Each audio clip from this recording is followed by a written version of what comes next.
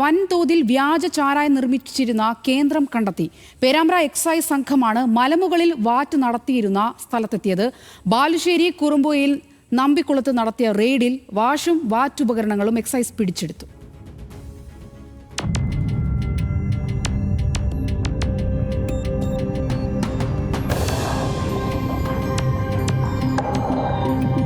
മണിക്കൂറുകൾ നീണ്ട പരിശ്രമത്തിനൊടുവിലാണ് എക്സൈസ് സംഘം കുറുമ്പോയിൽ മലമുകളിലെ തോട്ടത്തിലെത്തുന്നത്.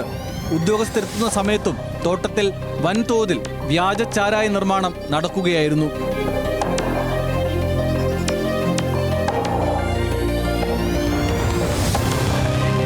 എക്സൈസ് സംഘം എത്തിയതോടെ ചാരായം വാറ്റിക്കൊണ്ടിരുന്ന സംഘം കടന്നുകളഞ്ഞു. 5 ലിറ്റർ ചാരായവും 60 ലിറ്റർ വാഷും സംഭവ സ്ഥലത്തുനിന്ന് കണ്ടെടുത്തു.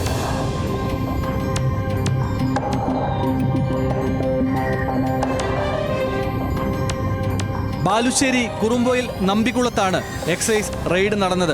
ചാരായ നിർമ്മാണത്തിനുപയോഗിച്ച വാഷും വാറ്റുപകരണങ്ങളും എക്സൈസ് കണ്ടെടുത്തു.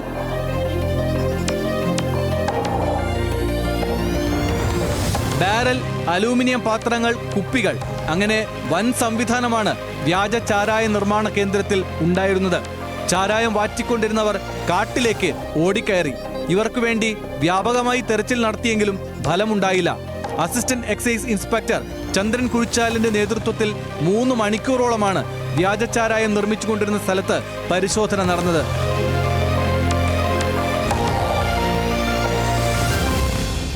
ന്യൂസ് മലയാളം, കോഴിക്കോട്.